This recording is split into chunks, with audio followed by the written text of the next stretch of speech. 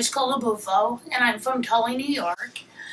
In 2009, I went to the doctor with a cough, and after a chest x-ray and a CAT scan, there was a suspicious mass that was found. In February of 2009, they had a biopsy done of my left lung, and it was determined that I was diagnosed with adenocarcinoma. It's a stage 3 cancer that was in my left lung.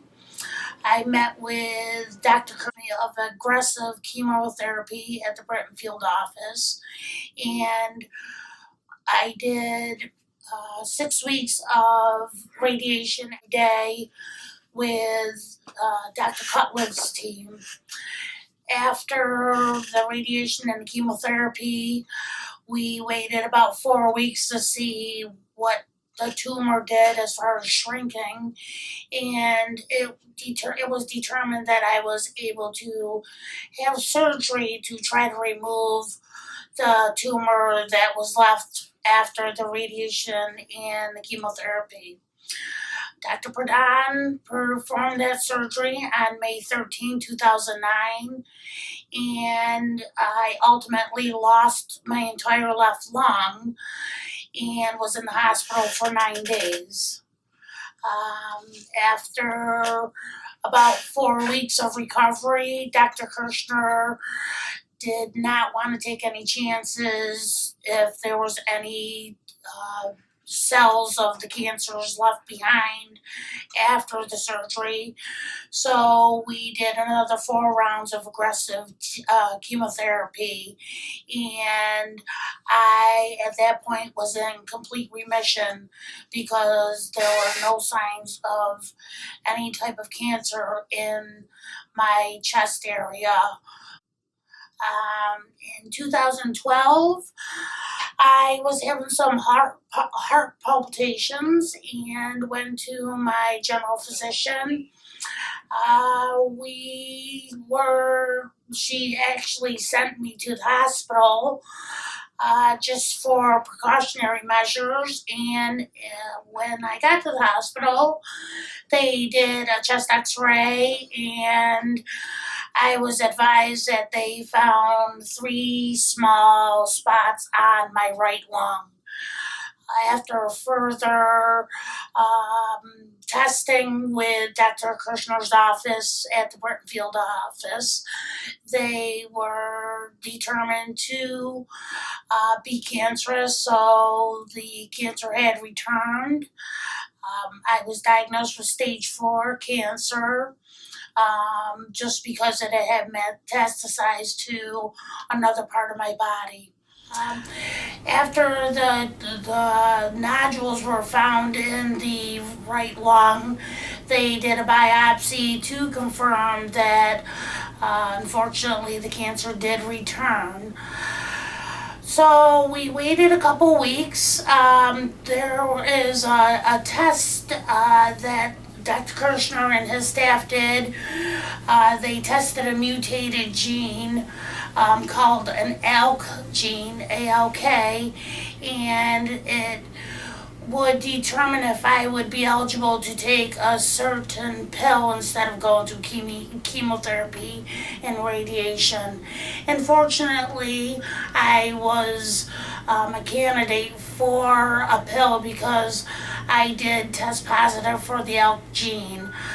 So on February 20th, 2013, I started a drug called Xalkori. I take it 2 times a day, morning and at dinner time.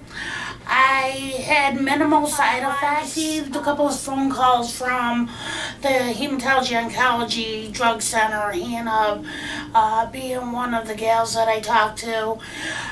This drug, Xalkori, is a very expensive drug. It's $9,000 monthly, and they were trying to get me set up with different organizations that could help offset the cost based on my household income and my family size.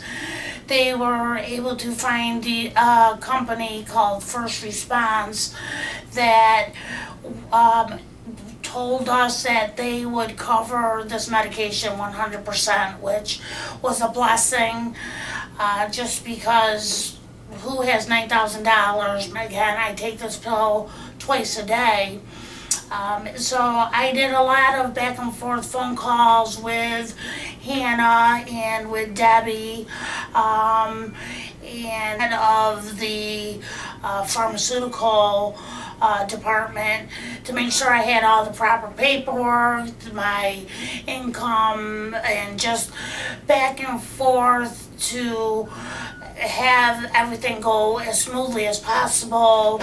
They took a lot of pressure off me to make sure that they told me what I needed to have, and I got all the information that they needed for them to go ahead with their end to see that this drug would be available to me at no charge. This was the drug that was going to put me in remission, and I felt uneasy having the drug left at my door without me being there. But within the last 2 years, working directly with Hematology Oncology Drug Center, where they coincide with me coming here, whether I'm seeing Dr. Kirshner for a follow-up or even on a sick visit. If I happen to be here and my Xalkori is ready, I'm able to pick it up right at the window, and it makes my job easier. That I don't have to worry that the drug's being put in the mail. I have it right in my hands, and when I'm due for my drug, I always get a call from either Deb or Hannah to say, okay, we have your Xalkori, it looks like you're gonna come out, why don't you stop by the window and pick it up? And I know that my miracle drug is with me at all times. And I've had a lot of personal conversations with Mike and the girls at the window, and although I love being here to say hi to my friends, it's a place that I'd rather not be here, but for unforeseen reasons, I have to be here, and I couldn't be happier and am blessed to be part of this group, because they are the reason why I am here, that this drug has put me in remission again and is giving me more of a fight and more will to live, because Hematology Oncology has a slogan that says, I have cancer, but cancer doesn't have me. And those are words that I live by. You know, it's been really, I can't edit that. We're keeping it in. Yeah, thanks. Thanks. Caught.